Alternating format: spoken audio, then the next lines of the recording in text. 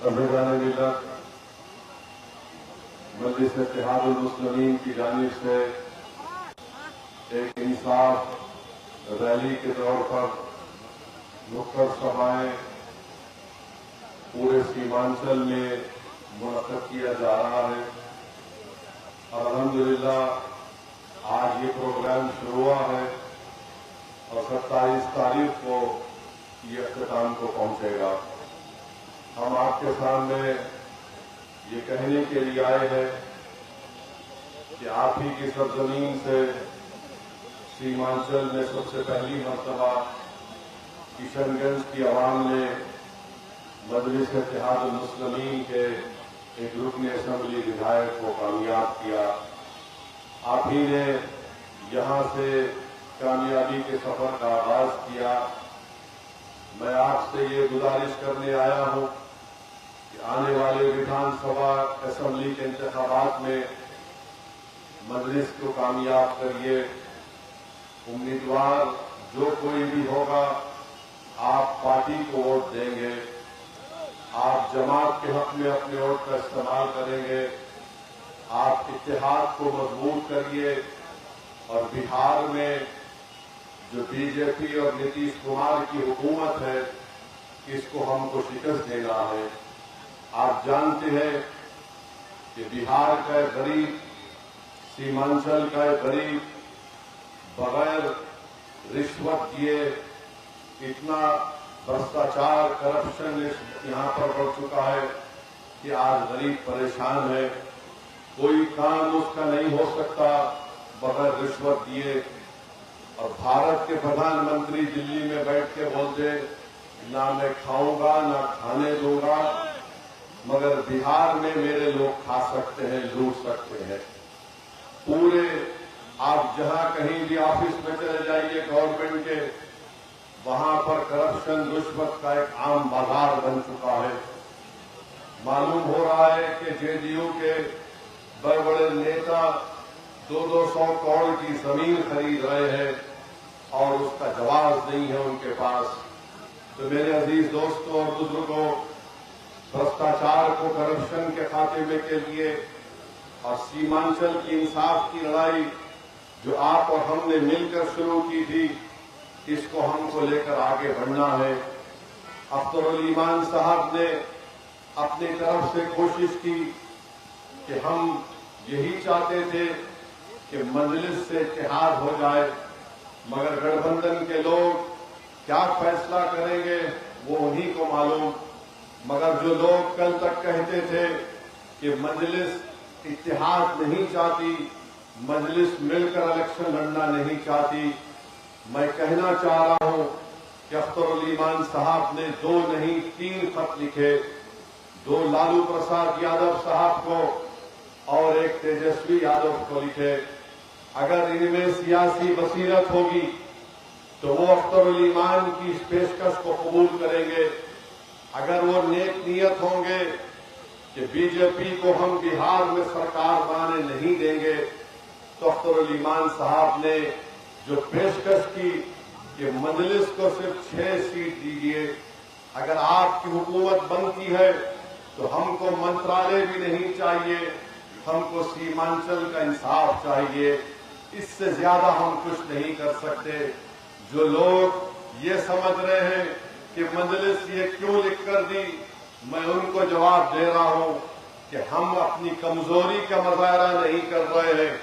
हम ताकत की बुनियाद पर और सिर्फ बीजेपी को रोकने के लिए बिहार में मजलिस ने फैसला लिया था।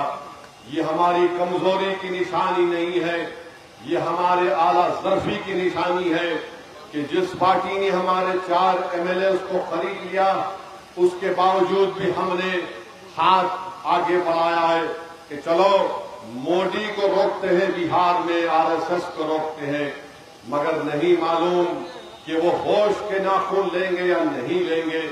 मगर मैं आपको बताना चाह रहा हूं कि मोदी की हुकूमत ने जो वक्फ के ताल्लुक से तरमीमी कानून बनाया, उस कानून को बनाने का मकसद एक ही है कि बिहार में मस्जिदों को आपसे छीन लिया जाए। बिहार में ईदगाह की जमीन को मुसलमानों से छीन लिया जाए, बिहार में खानकाहों को वीरान कर दिया जाए, बिहार में वो जो दरगाहें हैं जो प्रोटेक्टेड मॉन्यूमेंट के नाम पर 200-300 साल से आबाद है, उसका मालिक अब वक्फ बोर्ड नहीं, उसका मालिक आर्कियोलॉजिकल सर्वे ऑफ इंडिया सारे कदीमा बन चुका है। ये ऐसा कानून मोदी, बीजेपी, नीतीश कुमार ने बनाया जो हमारी शनाख्त को खत्म करना चाहता है।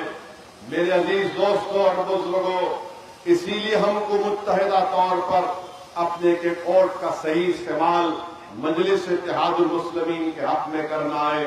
दुनिया ने देखा कि भारत की पार्लियामेंट में नरेंद्र मोदी, अमित शाह के सामने अगर किसी ने इस वक्त के कानून को काला कानून कहकर फाड़ दिया तो उसका नाम असदुद्दीन ओवैसी था।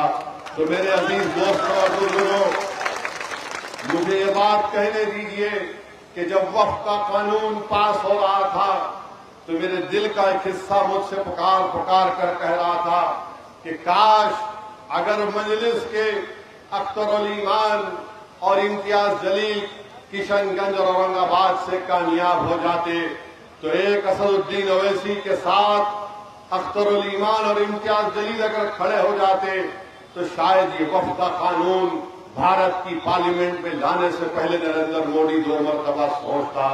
मगर मेरे भाई, आज आपके पास एक मौका आया है।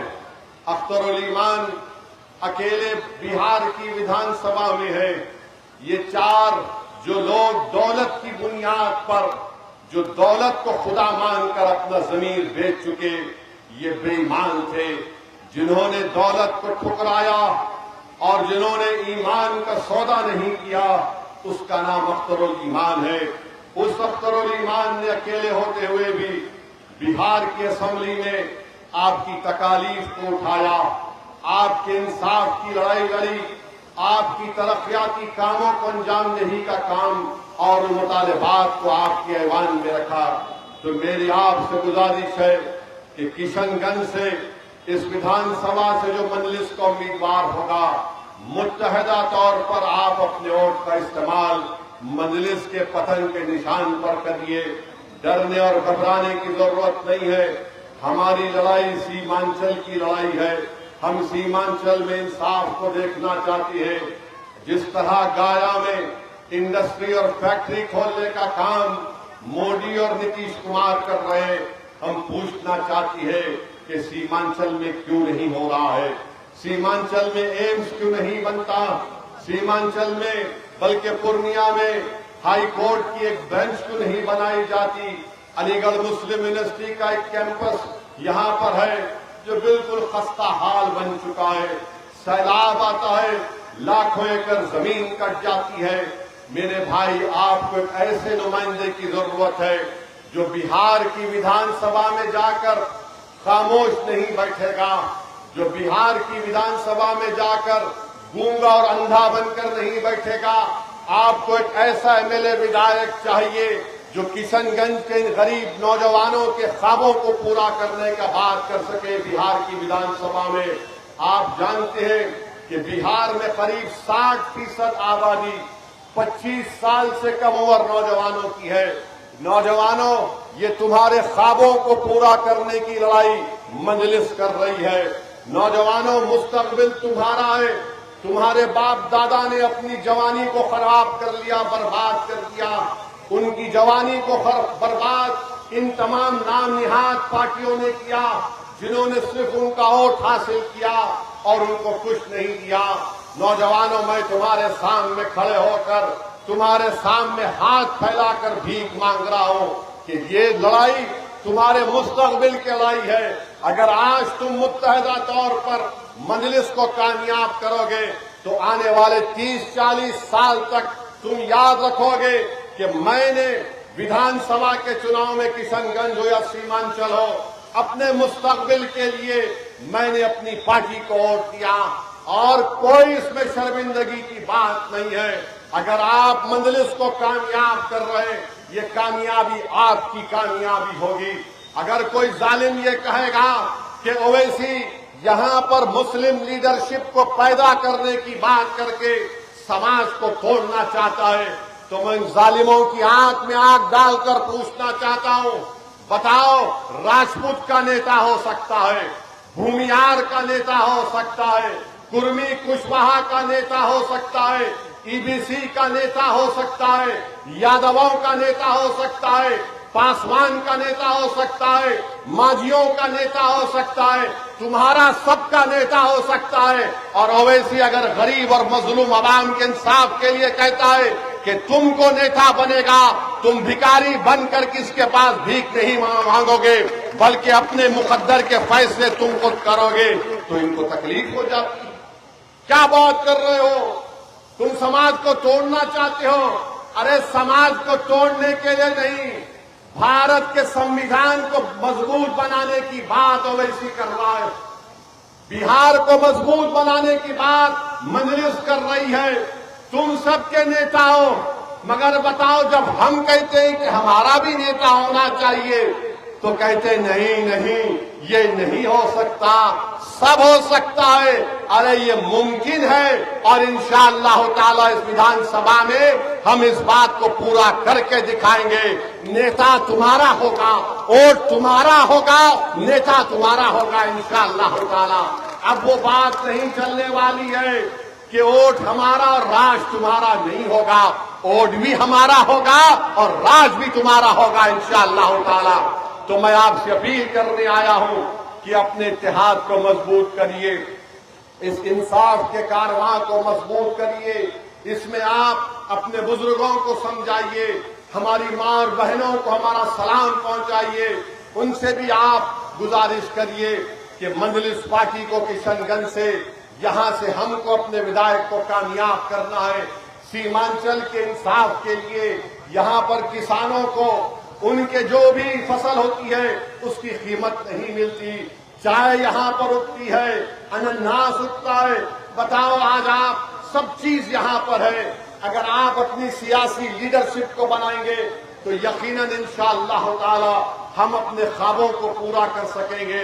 वरना याद रखिए, हम सिर्फ एक वोट डालने वाली मशीन बनकर रह जाएंगे। हम मशीन नहीं है, हम इंसान हैं, हमारे जिस्म में दिल है, हमारे जज्बात हैं, हमारे ख्वाब हैं। उन ख्वाबों को पूरा करने का एक ही शक्ल हम दे सकते हैं कि अपनी पार्टी के उम्मीदवार को कामयाब और कामरान करिए। मैं आपका शुक्रगुजार हूं कि आप इस नुक्कड़ सभा में इतनी बड़ी तादाद में आए और इंशाअल्लाह ताला मुझे यकीन है कि किशनगंज में अब की बार यहां से मजलिस का उम्मीदवार आपका नया विधायक बनकर आपकी आवाज को इंशाअल्लाह ताला बिहार की विधानसभा में उठाएगा। मैं इस उम्मीद पर आपसे रुखसत ले रहा हूं। आपका बहुत बहुत शुक्रिया।